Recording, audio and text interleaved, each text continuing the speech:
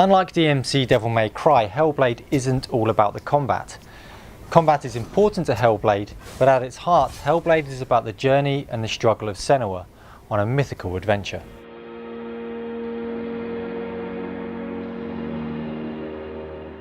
In the famous book Don Quixote, the hero sees the world interpreted through madness, seeing giants instead of windmills. And in a similar way, when you play the game, you experience the world through Senua's mind's eye. Senua knows that there is no going back to how things were. We like to think that we experience the world almost like a high-definition photograph, as it really is, but actually a lot of the time what we're doing is using what we already know to shape and govern what we perceive. You know, if we recognise that principle of how the brain functions, it may be that we can begin to understand what happens in the context of psychosis, because psychosis can't really easily be understood as just some malfunction of the mind. It's actually a very creative process where somebody constructs a world.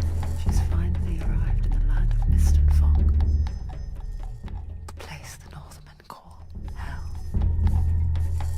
In Hellblade Senua's Sacrifice, I play a character called Senua, who's a Celtic warrior that goes on a vision quest into the Viking heartland.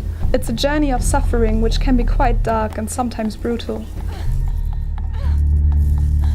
Everything that Senua sees is shaped by visions from her own past, but also Viking mythology.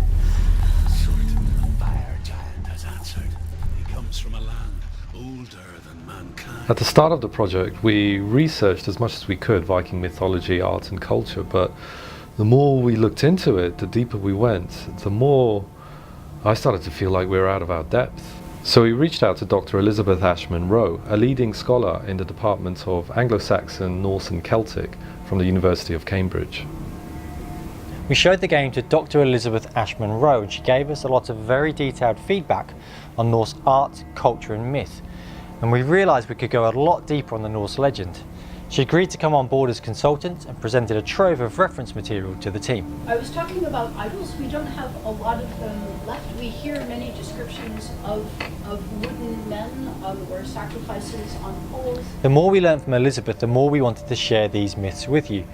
So we created lore stones and scriptures that relate to the Norse legend for you to find throughout Senua's journey. A secret path along the cliffs will take you to Gjallarbrú, the bridge that separates the living from the dead. The roots of the tree of death will take you to new lands where you will face the trials. Look around and you'll see them. The drowned, the sick.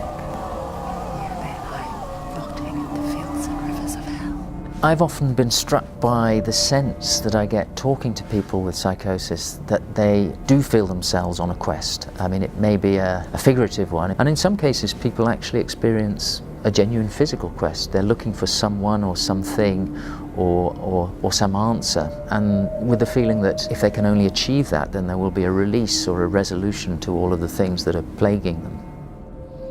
And she will fulfill her vow,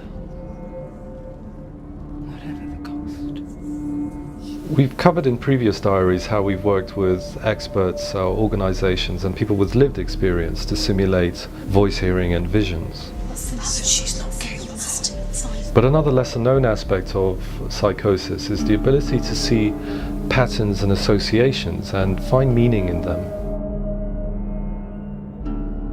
One individual we spoke to told us in vivid terms how this felt for him, where every day felt like a puzzle, the clues of which were found in symbols, sounds, colours and visions in the world all around him.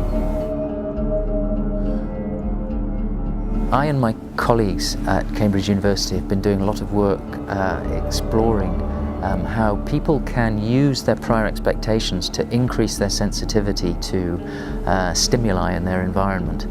And one of the very striking things that we found recently is that people with psychosis or prone to experiencing psychotic symptoms may actually be remarkably good at that.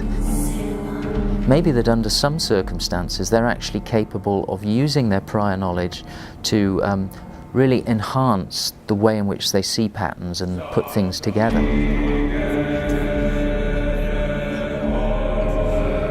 The idea of illusion, shifts in perception is common in both psychosis and Norse mythology. So these ideas form the backbone of the puzzle experiences in the game. But it's not just a gameplay mechanic, some of it is more experiential.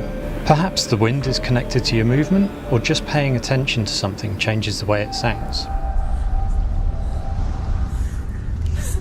He's dead. A good example of where perception changes gameplay is a section of the game where Senua loses her sight and must rely on sound and the barest of vision to navigate the world.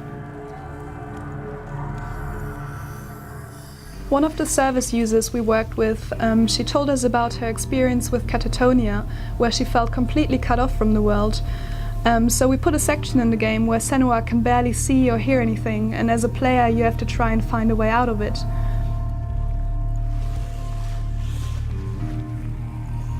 When I did the body mocap for that section, I tried to perform everything with my eyes shut so that I can get a sense of fear and anxiety, and hopefully you will feel this when you play the section. We've now captured hundreds of animations to make Senua believable in both gameplay and cutscenes. The decision to create a low-cost mocap space in the studio has really paid off, as otherwise the costs would have been prohibitive. Given the complexities of intertwining mythology, backstory, art and gameplay, it took us longer than we expected to get to this point. But now all of the story scenes have been captured, all of the VO recorded, and the gameplay is fully playable from start to finish. We now run dailies where representatives from art, story, sound, design and gameplay are all present, and we spend an hour every day reviewing a section of the game, and that very day we implement everything that we can think of to make it a polished experience.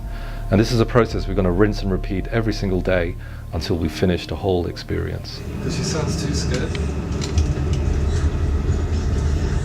The breathing's good, it really gives you a presence. And breathing's going to be all the time, even when she's not scared.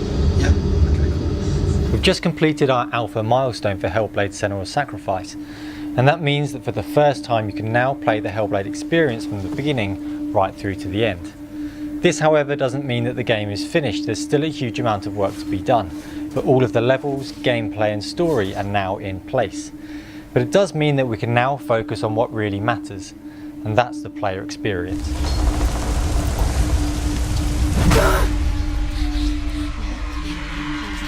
We look forward to bringing you another update soon.